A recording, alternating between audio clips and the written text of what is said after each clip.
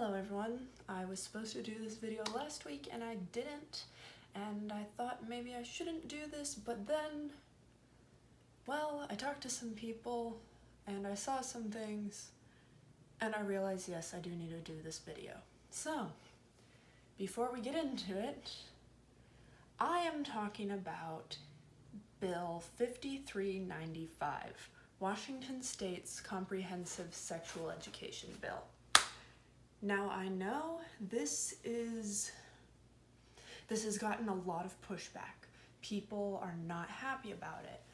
There's not a lot about this bill being said that puts it in a positive light. So, today, I'm going to go through, reading off of my iPad, and talk about this bill and why it is needed.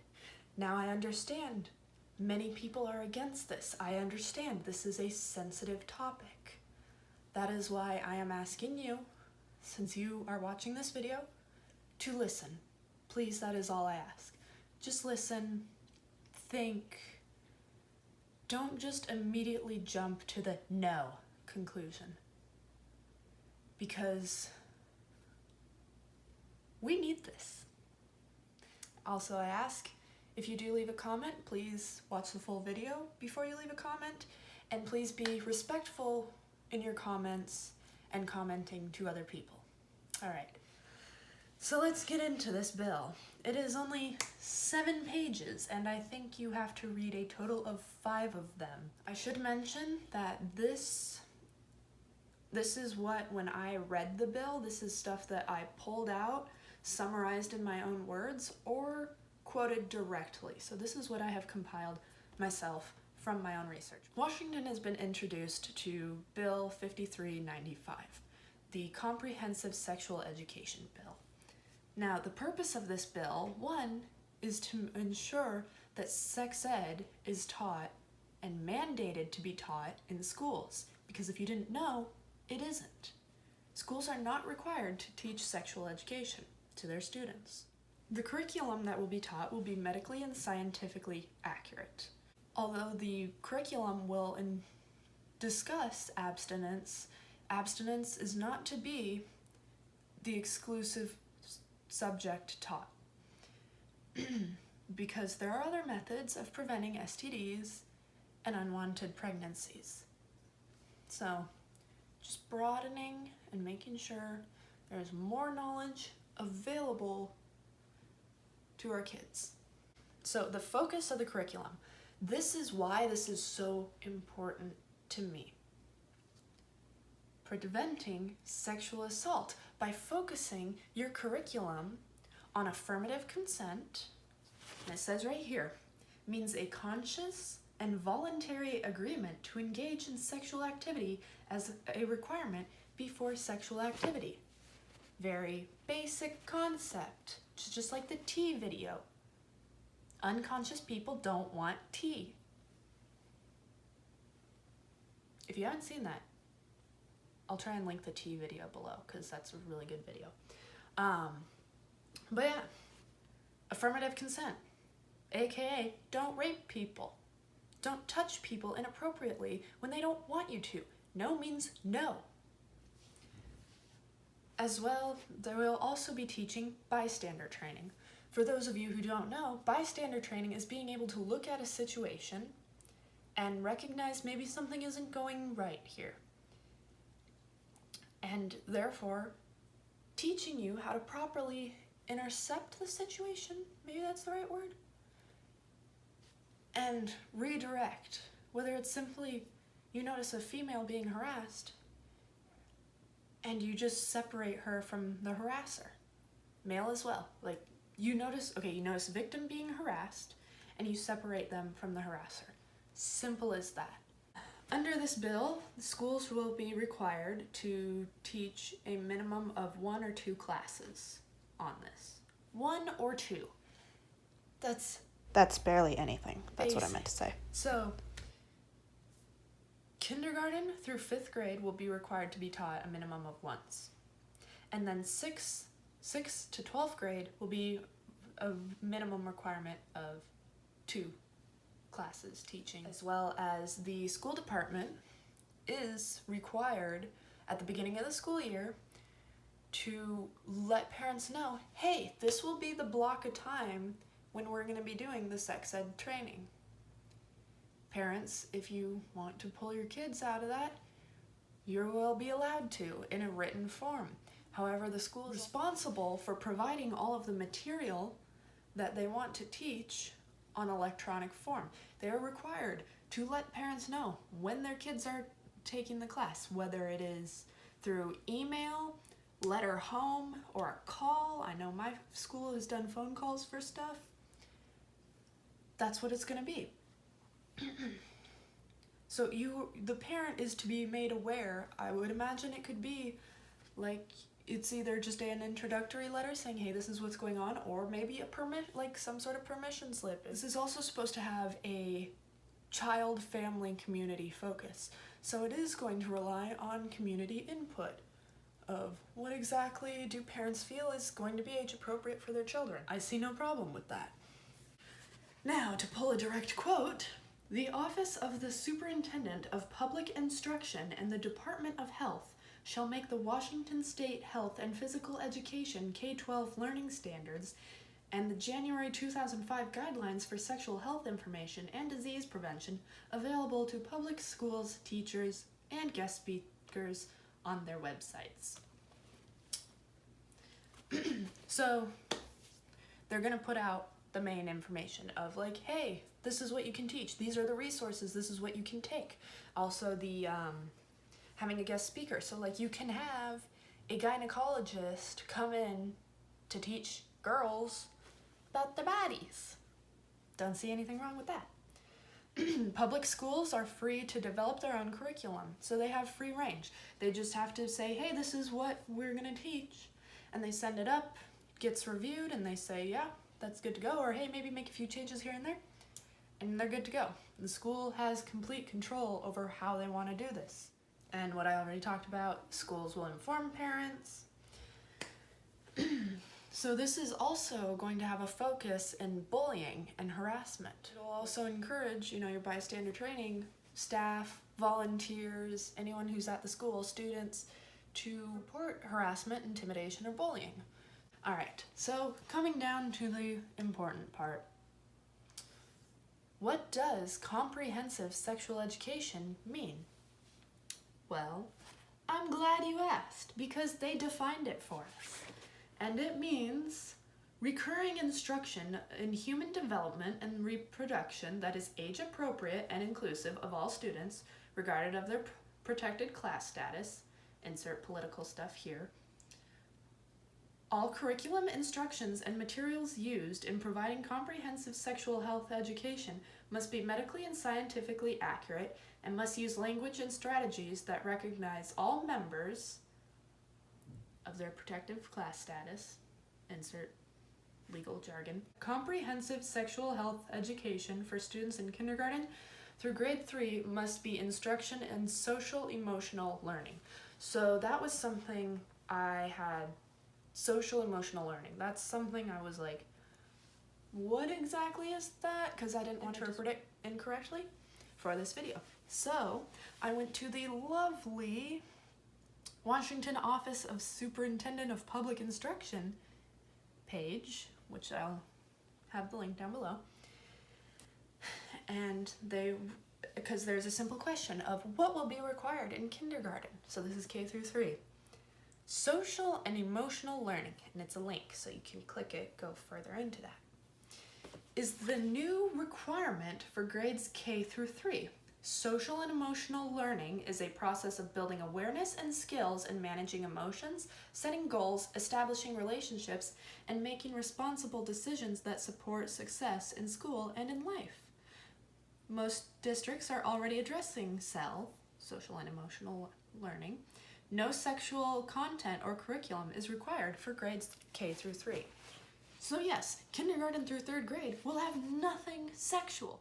I just see a lot of potential with that. If you start at a young age with how to manage your emotions and how to react socially, because that's something important that will translate into your adult life. Moving on So we just went over K through 3. Comprehensive sexual health education for students in grades 4 through 12 must include information about, oh, these are some big words, the physiological, I said it right, I know this word, psychological and sociological developmental process experienced by an individual. The development of intrapersonal and interpersonal skills, I need to look up the difference between intra and inter, to communicate respectfully and effectively to reduce health risks and choose healthy behaviors and relationships that are based on mutual respect and affection and are free from violence, coercion, and imitation. That sounds lovely. Healthcare and preventive resources, that's a big one. Development of meaningful relationships and avoidance of exploitive relationships. I know a lot of people who've been ruined by toxic relationships. So yeah, let's avoid them. Let's teach kids how to avoid them. Understanding the influence family, peers, community, and the media have throughout life on a healthy sexual relationship. I think that's kind of a big one, you know? What we see from our parents, what our parents tell us, what our friends tell us, what the community has as a standard, what we see in the media and kind of compare to, especially, you know, social media has huge impact on people. So how all that can have effects on your relationship with someone else, especially if that is a romantic relationship. One last big one. Affirmative consent and recognizing and responding safely and effectively when violence or a risk of violence is or may be present with strategies that include bystander training. So once again, getting into how to recognize a situation and approach it in a safe manner or to de-escalate the situation. Bystander training is really important. You know, someone's getting harassed, how to separate them from the situation. Alcohol is a huge contributor to sexual assault. So maybe noticing, hey, that girl, they're just like pouring drinks down her throat, metaphorically, of course. Like, that's not safe for her. Let's remove her from that situation. Or that guy, you know? It can happen to anyone. And just being able to be like, ooh, how could this go? And if the answer is badly, how can we prevent it from going badly? Bystander training, very important. And then another little definition I threw in because I'm tired of hearing people say that they don't want their kids learning the hippie BS. This isn't what this is teaching. This isn't telling your kid, like, you can be the color purple because you like the color purple. No, this is medically and scientifically accurate teachings. And by that, they mean information that is verified or supported by research in compliance with scientific methods, is published in peer-reviewed journals where appropriate, and is recognized as accurate and objective by professional organizations and agencies with expertise in the field of sexual health, including but not limited to the American College of Obstetricians and Gynecologists, the Washington State Department of Health, and the Federal Center for Disease Control and Prevention. I don't know what I was doing with my hand there. I was trying to count and it didn't work. So you will take what is medically correct, what is scientifically correct, and that's what your kids are going to be learning. So I just want to talk to me personally. Sex is a topic that I feel I'm kind of desensitized to. One of the main reasons I want to talk about this, people are saying it's too young, too young, too young. When I was in 3rd grade, we had a boy who said, I want to have sex with this girl. And everyone was like, oh no, he wants to do that to her. And everyone's like freaking out, and I'm sitting there and I'm like, What's sex? Now, of course, I got a definition from a classmate. Was it correct? Relatively, in a very, like, watered down version. But no, in general, no, it wasn't. And, so I went home, and I asked my mom what sex was. I just remember later on wishing I hadn't done that, because she pulled out the dictionary and we got into all the details. And I was just like, why did I do this? But I learned something. And I was just like, okay, cool. What so-and-so told me was wrong. Okay, bye. So, when you're saying, so they want to start sexual education at 4th grade level, which my first formal introduction to sexual education was in 5th grade. And I was more of a late bloomer, but a lot of girls had already been developing. So, is there an issue with pushing that forward? I don't think so. And especially if you have kids in 3rd grade, this was what, 13, 14 years ago, who already know what sex is? I don't think 4th grade's too early, especially now with everything. They've probably already had some sort of exposure to sex. Why did I do that? Anyway, so if you had that, and even then, so in 5th grade was when we had a formal type of sexual education. Females went to one room with the female teachers, males went to another room with the male teacher. And we watched videos. That's another thing, is when you're younger, you ask more questions. So, we're all just like, oh, what is this? And so we were asking questions. Oh. Because I can tell you, as soon as we got into middle and high school, when you had health class every year, and it was using the same books from like the 80s or something that people had written in, and there was just jokes and stuff, and no one took the class seriously because it was primarily, don't have sex. If you have sex, you'll get STDs. If you get STDs, you'll die. If you're a woman, you'll get pregnant. And if you get pregnant, you're gonna die. I did prefer when we just watched episodes of Intervention, just watching people addicted to random things and trying to clean up their lives. So, this bill is working to not only cover sexual education, but just like redo the whole, or add more guidelines and require the health class to be taught.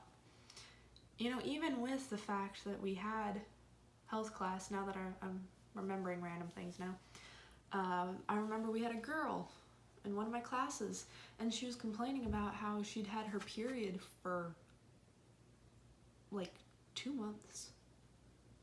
And some of us were like, that's not normal, right? Like, you should go to the doctor. You're not supposed to just bleed nonstop. That's not how a period works. I don't remember if she ever really did anything about it, but it was just like, girl, what is you doing? I will say, even though I had in my school, like, sex ed and health class, I came out of school with a lot of misconceptions. And I think we can do better than that. I think we can teach our kids a little better so they are a little more knowledgeable as adults. Yeah, so I immediately saw this as something very much needed, because like, I've talked to friends I've graduated with who went through the same sex ed health program that I did, and even some of us who were serious students and tried to take like advantage of what we could learn. It was kind of the people that ruined it, and the monotony, because it was just like the same thing every year. We had to change STDs to STIs because STI was apparently more scary, I don't know, and If you have to change the name of something to try and make it more scary so people will be more afraid of it, like, oh no, you're not gonna get STDs, you're gonna get an STI, and you're gonna die. Thanks, that's what I want to be told as a kid. Over and over again, to the point that I don't care and I ignore it, as do most of my classmates. And the class was a joke to them. But by the end of my time in school, I think junior year was the last time we had to take a health class, and it was just same stuff. So we'd be like, hey, tell the teacher, we'd be like, can we watch Intervention? So we'd watch Intervention. That was another thing too, is there was nothing about if you're gay. Actually, there was. It was basically, don't be gay, because if you're gay, you're gonna get AIDS and you're gonna die. So once again, adding to the you're gonna die list of things. That's not helpful to people. That's not helpful to kids. That's also really rude to tell someone. I know coming out, or I'd hope for anyone watching, that coming out is something easy and you feel free to do it and just be who you are and love who you want. But like, could you imagine, like, maybe you're questioning your sexuality and you just hear, don't be gay, you'll get AIDS and die? That's terrible to tell someone. But like, there's no help there. I really hope maybe you'll change your mind. If you could at least reflect on what you learned, the misconceptions you had. If you could maybe realize, yes, maybe your school already has a really great sex ed program. That's great. But for the schools who offer nothing, or just offer, don't have sex. If you have sex, you will get pregnant, you will get disease, and you will die. Yeah, we need to change that. And for the schools who have nothing, they need something. So please, I ask that you at least, thank you. One, I want to say thank you for making it to the end of this video. But two, I really ask that you consider what good this bill can do. It's not a Trojan horse. Everything is detailed and it's pretty loose because they are letting the schools do what they need to do, but also recognizing the fact we need to teach our kids something. Whether it's once or twice a year, simple as that. And if you don't want your kids to know about their private parts, it's a little worrisome to me. I don't know. Just go look at the memes of Tumblr posts, Twitter threads, of people who have no idea anything about the reproductive systems in their bodies. And it's sad. So, I am the Jinx, and I am saying, save the children, educate the children. Please consider voting yes on Senate Bill 5395, the Comprehensive Sexual Education Bill for Washington State. Because sex and our bodies, they're not a political issue. They're personal.